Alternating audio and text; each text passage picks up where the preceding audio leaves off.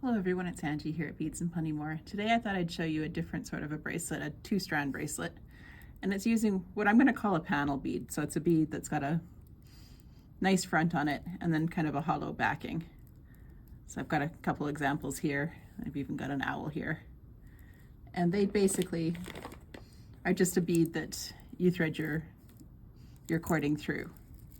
So I've got this cute little heart that kind of inspired this all because Valentine's Day is coming up, and that's a 4mm bead that's in between it. This one actually reminded me of St. Patrick's Day, so we're working well ahead on the holiday calendar. So I added 3 beads in between each one. And then this guy, the owl, I wanted to spread the owls out a little more. So I've got 4 beads here, and they were buckling a little bit, so I ended up adding a little spacer in between. And then I discovered also that the owl kind of tapers in a little bit at the bottom.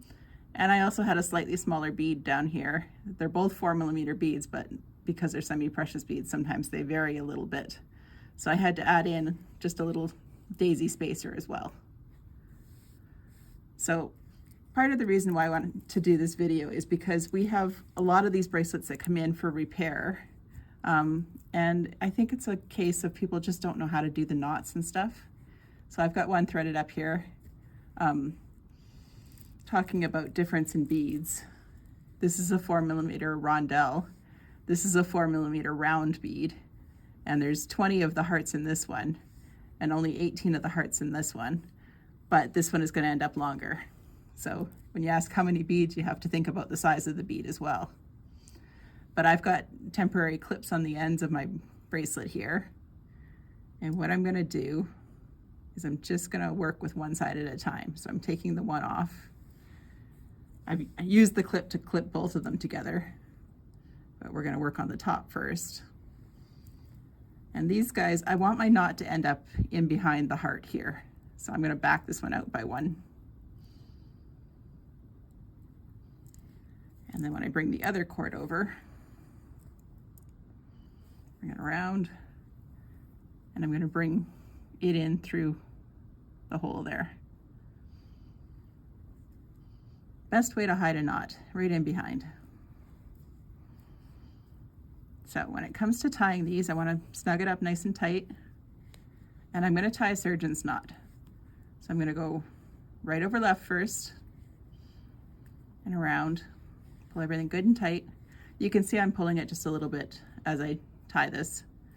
Second part is left over right, and this time I'm going to go twice. Pull it in good and tight, and then we're going to do the bottom one as well. So same deal. In this case, I want it to end up behind the big part of the heart. So that's on this side.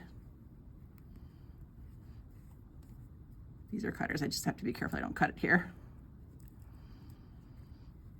Just pull it back. I'm going to bring my other thread through.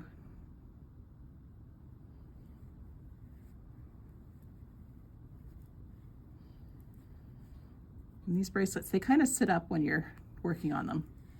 So when I pull everything good and tight here, you're going to see it kind of just sit. And then I'm going to turn this around. Right over left first.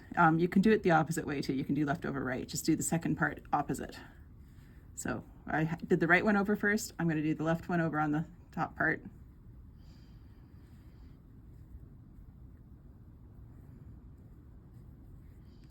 Wrap it twice. Pull it in good and tight. Now before I cut any extra threading off, I'm going to glue my knots. And I'm going to use the GS Hypo Cement, which comes in an orange box. That knot didn't pull as tight as I wanted it to. And once I've got my knots all glued and tight and the glue's dried, I can come in and I can just trim nice and tight to them, getting rid of all the extra cording.